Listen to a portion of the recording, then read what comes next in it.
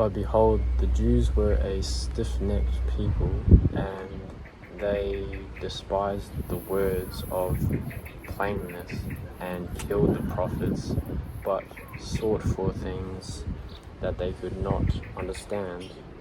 Wherefore, because of their blindness, which blindness came by looking beyond the mark, they must needs fall. That's interesting. Is that like a pride verse? Yeah, it is. Beyond the mark? Yeah, exactly. So at the very beginning it says, the Jews, for example... So it's a Luciferian thing. Okay. And Lucifer is kind of like Satan's characterized as the intellect, right? Yeah. In like Mephistopheles, Satan's like a intellectual figure. Right. From Isaiah to the very end of the Old Testament, it's talking about how God called a prophet. The prophet prophesied to the people concerning Jesus Christ, or concerning their destruction, and the people didn't like that, and they killed the prophet, or they cast him out. So that's what it's talking about here. I was talking about how God, he sends us prophets, but not always is that prophet accepted. I think, let's say for example, that's strange. Like Amos, for example, Amos 3:7 talks about how surely the Lord God will reveal his secrets to the prophets.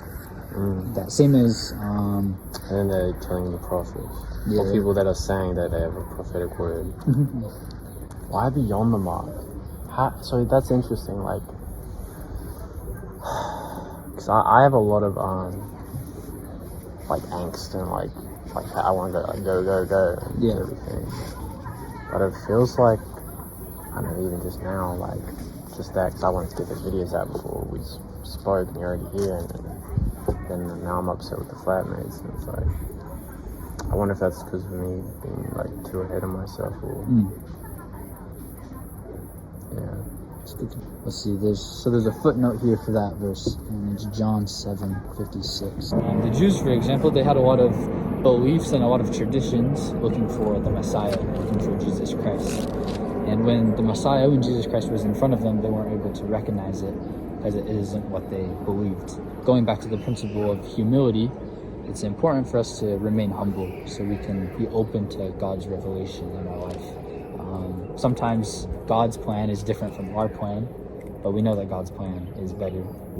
So just knowing that we need to follow that plan, even if it's not exactly what we expect, we need to change our views in order to align with Him.